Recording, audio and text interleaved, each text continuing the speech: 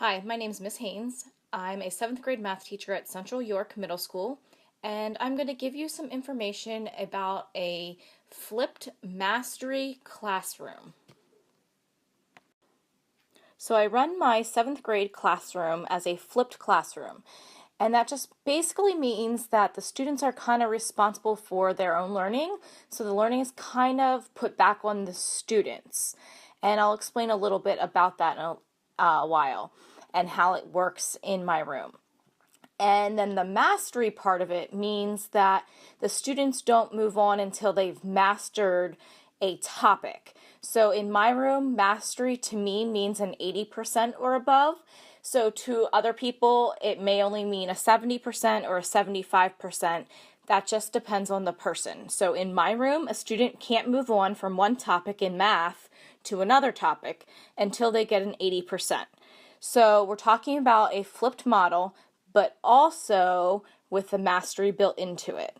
So I have about 135 students on my team, and all 135 students are working at their own pace on different topics. Now, some are on the same topic because that's just where they're at. So I'm going to explain. So how I get started is I first give them a pre-assessment at the beginning of the chapter. So this is an example of a pre-assessment. This is chapter 4 one. So this is not the beginning of the school year, but this is as the year progresses. And this is page 1. And here's page 2 of that. So I try not to make it too long. I just want to get an idea of what they know and what they don't know. This one was based on proportions or proportional relationships. So it has some sales tax information, and it has similar shapes, and it has whether or not ratios are proportional. And the reason that sales tax and all of that is in there is because on the PSSA in 7th grade, it asks them to write proportions for those types of questions. So after they take this, I then use this information to build an outline, which I'm going to show you next. Okay, so here is the outline that goes along with the pre-assessment I just showed you. And say, for instance, on that outline, a student did really well on the ratios section. So what I would do is I would cross off the ratios on their outline. I don't expect a student to do something that they already know how to do, so that's kind of the theory behind it as well. I don't want them to waste time doing something they know how to do already, and if they can prove that on the pre-assessment, then I'm okay with that. And then there's a second checkup on that as well. So they're going to take a final assessment at the end of the unit, and they're going to have to prove to me again that they really knew how to do it. And if they don't, then they're going to go back and they're going to redo some of that. So say they don't know how to do proportions, so I would highlight that section on proportions, and they would have to do proportions. So then, if I'm looking at the discount section, there's a lot of different parts to discounts. Say they did well on the discounts, so I might cross off the discounts, but they need to do the sales tax. So I might highlight the sales tax, and that would include watching a screencast on sales tax and taking the quiz. So the outline is also 2 pages, so that discount section, sales tax, continue to the next page. And I might continue and tell them that they need to also do tips. They need to take the quiz. And then here's kind of the checkup too. So if they didn't necessarily have to do that first section on discounts, they're going to have to be able to apply that here in the study island on percents. And then they're going to have to be able to apply that in the project on percents. What's the use? So that's kind of the checkup. Now, there was no mental math, or they couldn't really prove their mental math skills to me on their pre-assessment. So I make everyone do that section.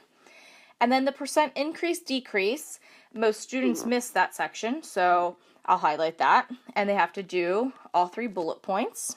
Similar shapes, we'll say the student taking the pre-assessment needs that, and all 3 bullet points. And then when they're done, they would make corrections to their pre-assessment after taking or watching the screencasts that go along with the unit, as well as doing all of the steps in between. They would then complete a study guide. They would study for their test, and the last thing that they would do is they would take the Chapter 4 test. Now, if any of the steps in between they would not receive an 80% on, they would redo them. And if they would redo them multiple times, I have different versions of these items. So any quiz that they would take in Schoology, Schoology regenerates a quiz with different questions each time, and the Study Island does the same thing. So those actually are nice in that way that I don't have to regenerate them.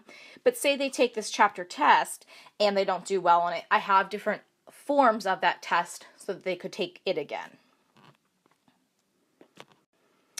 So I've talked about Schoology a little bit, and all of my unit information is housed in Schoology. This is my learning management system, and this reflects what you should have remember or you saw on that outline. So here's Chapter 4, and then the first section on the outline was ratios, and then proportions, discounts, mental math, percent increase, decrease, and similar shapes. And then in each of those folders are all the resources the students would need as they complete each of those sections of the outlines. And in each one of those, there's like a hand-in folder, so they would hand in things or assignments or do their quiz in those folders. So these are some resources that popped into my mind as I was creating this screencast that I use when I'm creating an outline or creating a chapter for my students to work on. So the Common Core Standards, our district curriculum map, the CPM textbook and toolkit, because the math department uses that a lot. Educreations or Explain Everything, those are the two main screencasting tools I use. I've really leaning towards Explain Everything now. You can upload your videos then to YouTube, and then you just get a link, or you can embed them pretty easily that way. Schoology, because everything is housed in Schoology. IXL is a great math tool or language arts tool. Study Island, same thing. Study Island actually can be used for science as well. The internet, and then just other teachers are great resources. These are obviously not all the things I use, but these are just the top ones that popped into my head.